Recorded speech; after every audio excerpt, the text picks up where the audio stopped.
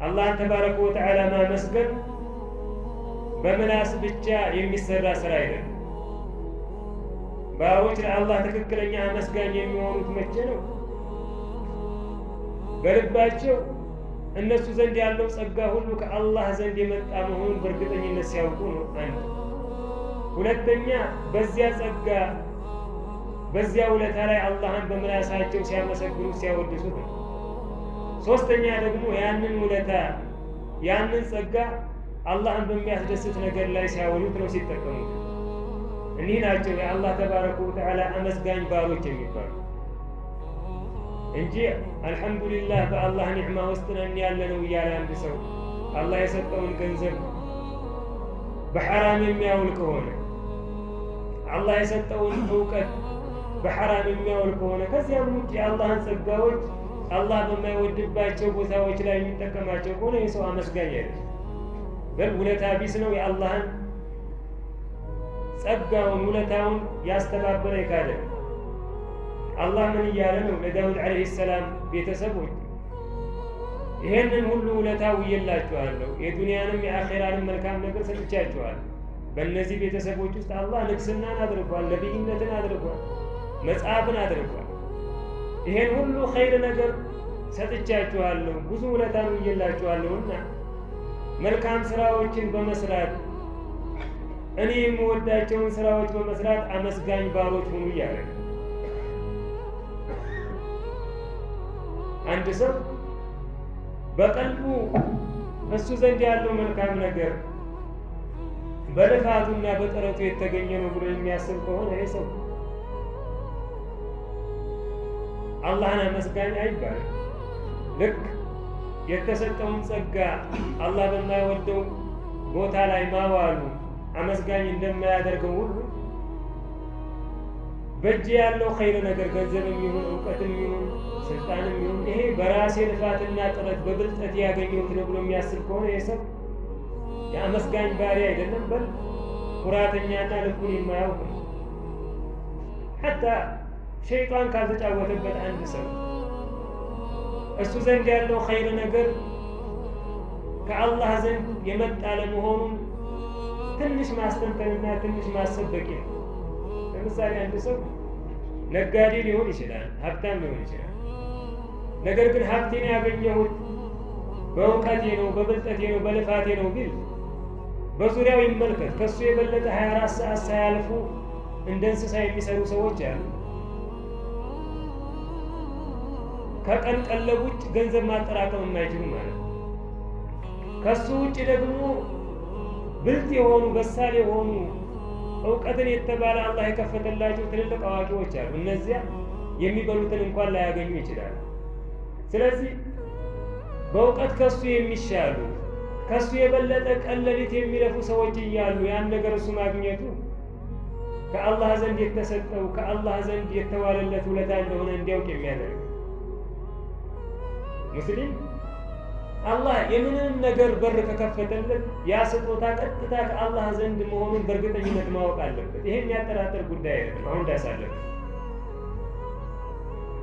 ነዓም አላህ በሰጠን አቅም አላህ ባገራለን መንገድ የእኛ ልፋትና ጥረት ያስፈልጋል በማንኛውም ጉዳይ ላይ ስኬትን ለማግኘት። ይሄ ሸርጥ ነው። አንድ ሰው ተቀምጦ ተኝቶ ዝም ብሎ ቢመኝ የዱንያንም የአኼራንም ኸይር ነገር በፍጹም አያገኝም። መልፋት አለበት፣ መጣር አለበት። ነገር ግን ያ ነገር የሚገኘው በጥረትና በልፋት አይደለም። ያ ሰበብ ብቻ ነው። አስሉ ከአላህ የሆነ ስጦታ ነው፣ ከአላህ የሆነ ችሮታ ነው። ወማ ቢኩም ሚን ኒዕመትን ፈሚን አላህ እንዳለው አላህ ወኢን ተዑዱ ኒዕመተ ላህ ላ ትሕሱሃ። አንድም ኸይር ነገር እኛ ነገር የለም እኛ ዘንድ የለም። ያ ኸይር ነገር ከአላህ ዘንድ የመጣ ነው። ይሄንን በቀልባችን በእርግጠኝነት አውቀን አላህን በምላሳችን እያመሰገን እያወደስን ያንን የሰጠንን ኸይር ነገር ደግሞ እሱ በሚወደው መንገድ ማውጣት ነው። እውቀትም ከሆነ በማስተማር ገንዘብም ከሆነ ድሆችና ችግረኞችን በማገዝ በመደጎም በአላህ መንገድ የአላህን ቃል የበላይ ለማድረግ በመጣር በሁሉም ይሄ ነው ሹክር ማለት። ሊዛሊክ ኢብኑ ከሲር ረሕመቱላህ ዐለይህ ከፉደይል ኢብኑ ዒያድ እንደጠቀሰው አላህ ዳውድ ዓለይሂ ሰላምን ቤተሰቦቻቸውን ምስጋናን ፈጽሞ አመስጋኞች ሁኑ ባላቸው ጊዜ ምስጋና ራሱ ካንተ ዘንድ የሚመጣ ስጦታ ነው፣ እንዴት ላመሰግንህ እችላለሁ ብለው ጠየቀዋል። ምክንያቱም አላህ አንድ ሰው አመስጋኝ ሲያደርገው ሌላ ምስጋና የሚያስፈልግ ውለታ እየሰጠው ነው። አንድ ሰው ኸይር አግኝቶ አልሐምዱሊላህ ሲል አልሐምዱሊላህ ማለቱ ራሱ ይሄ ጸጋ ከአላህ ዘንድ መምጣቱን ማወቁ፣ ይሄንን ኸይር ነገር አላህ በሚወደው ነገር ላይ እንዲጠቀም መነሳሳቱ ሌላ ምስጋና የሚያስፈልገው ስጦታ ነው። እንዴት እችላለሁ አሉ። አላህ ምን አለ? አሁን አመሰግንከኝ ብሎ መለሰላቸው። ዋናው ነገር የአላህ ባሮች መሆናችንን ኸይራችን ሁሉ ከአላህ ዘንድ የመጣ ስጦታ መሆኑን መረዳታችንና ማወቃችን፣ ቀልባችን ላይ ይሄ ነገር ሲኖር ይሄ ነው ትክክለኛ ባርነት፣ ትክክለኛ የአላህ ደግ ባሪያ መሆን የሚመጣው። ሊዛሊክ አላህ ደጋግ ባሮቹን ባህሪያቸውን ሲገልጻቸው ሱረቱል አሕቃፍ ላይ እንዳለው የተወሰነ እድሜ ላይ ሲደርሱ አእምሯቸው ሲሟላ አእምሯቸው ሲበስል ምን ይላሉ?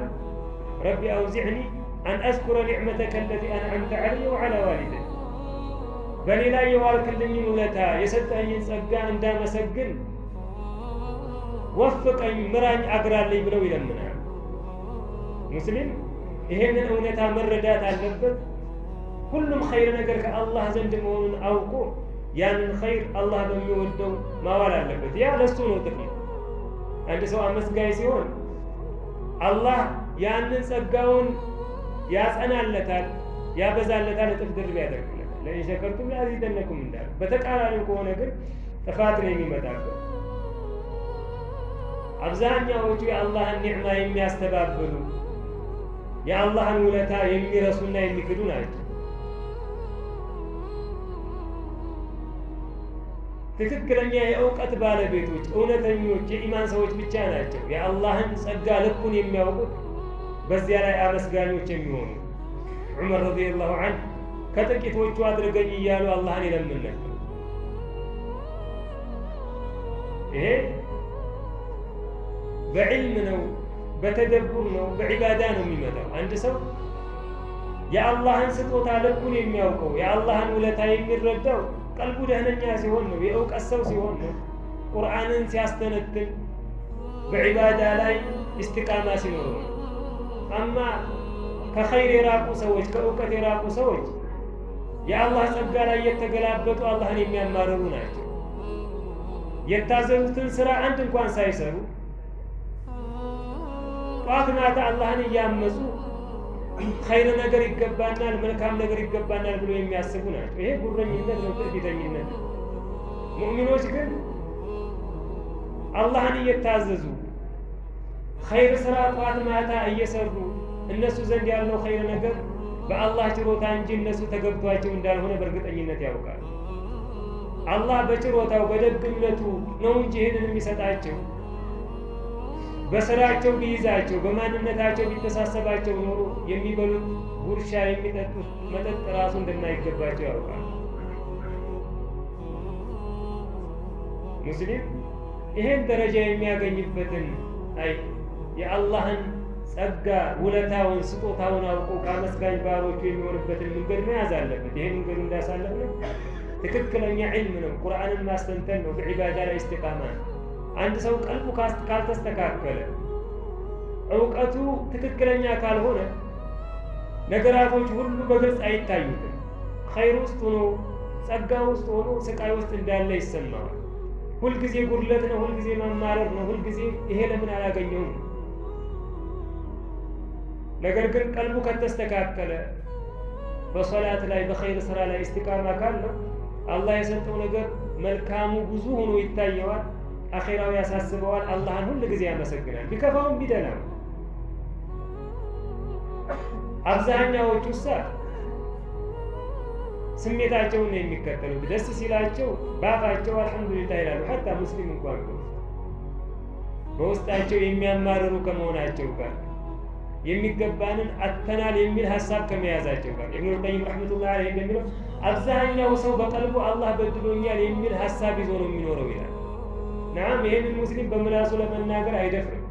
ነገር ግን ሁላችንም ወደ ነፍሳችን መለስ ብለን ከተሳሰብናትና ከገመገምናት የሚገባንን ነገር አግኝተናል የሚል እሳቤ የለንም። ሁል ጊዜ ያለንበት ሁኔታ ለእኛ የማይመጥን ከዚያ በላይ የሚገባን እንደሆን ነው የምናስበው። ይሄ ሁሉ የሸይጣን ጉሩር ነው። ነፍስን አለማወቅ ነው። ልክን አለማወቅ ነው። ራሳችንን ካወቅን፣ ልካችንን ካወቅን፣ ምን አይነት ሰዎች እንደሆን ከተረዳን ለአላህ አመስጋኞች እንሆናለን። ለአላህ የምንተናነስ ትክክለኛ ባሮች እንሆናለን። ይሄ ነው